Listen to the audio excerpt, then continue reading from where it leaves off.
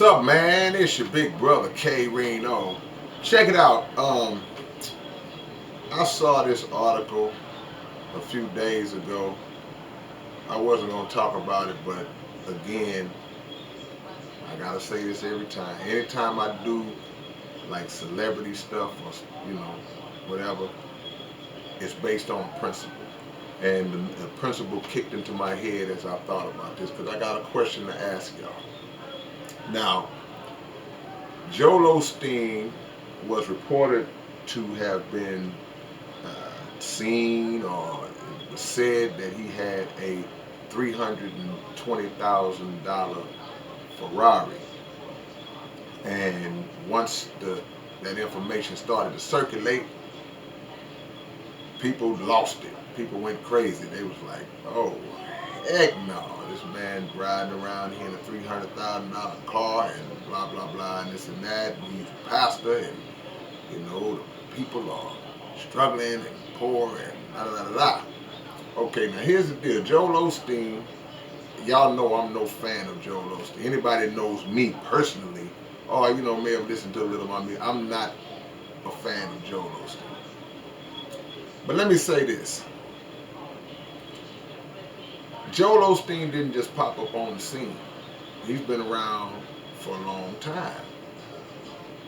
Everybody who is slightly familiar with Joel Osteen would or should have the sense enough or the understanding enough to know that this man is worth millions and millions and millions and millions of dollars. I think he's worth close to $100 million or right around $100 million. So the point that I'm making to say that is to ask the question, a man who was worth $100 million, who I saw personally, well not personally, who I saw a few years ago doing an interview with Oprah Winfrey at a palatial estate.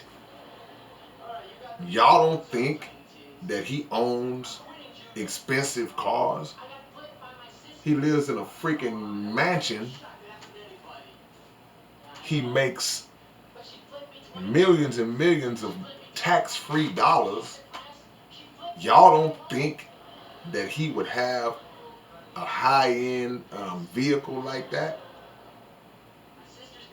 And if you saw the Ferrari, wouldn't common sense tell you without seeing anything else that that's probably not the only expensive luxury car that he owns? So the question I have to ask everybody is, why is everybody shocked or up in arms about the fact that this man has a Ferrari? Now, and I'm speaking in terms of just knowing his net worth. That part, just that part. You gotta think deep when you listening to me talk now, because the surface dwellers will get lost and y'all will get jammed up and be thinking I'm going somewhere else. Based on his net worth alone, you don't think that this man owns expensive possessions, expensive assets, mansion, plane, possible yacht, vehicles, jewelry, all kind of stuff. He's living a lifestyle of a wealthy individual. He's a wealthy individual, but he happens to be a pastor, and that's where the confusion comes in. So now we'll go back to that.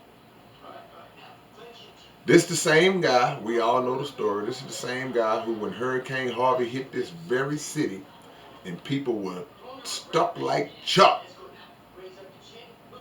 there were thousands upon thousands of people who had nowhere to go. This is the same man who closed his doors to his church and like, y'all ain't coming in here. Same dude.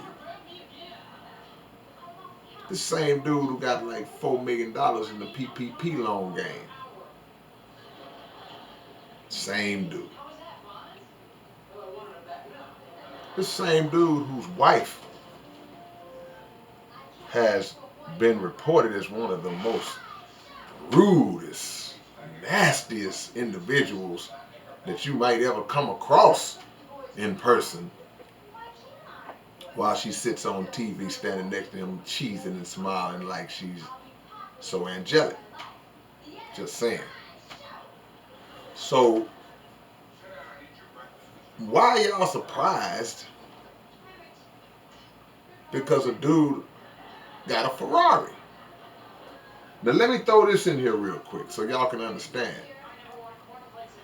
I am not opposed to a pastor, a minister, preacher, evangelist having nice things. That's where a lot of people get mixed up and messed up.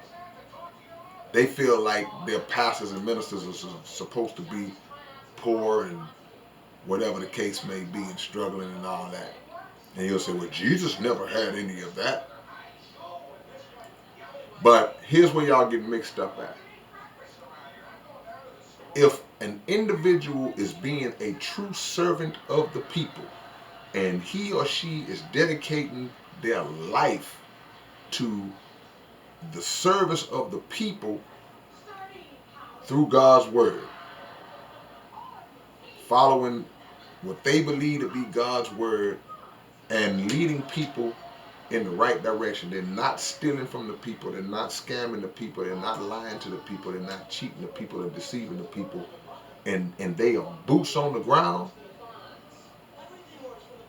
I have no problem with a man or a woman like that being afforded a lifestyle that will allow them to continue to do the work and to actually be presented before the public, before the world, as a dignified and respected figure. I don't have a problem with that if they meet those qualifications that I just mentioned. But just like some of y'all, I do have a problem with it when you getting all that money and you don't seem to be for the people, or you present yourself as being for the people until a crisis kicks in and it's like, hey, y'all want y'all on. That's when I have a problem, and that's why people are mad at Osteen.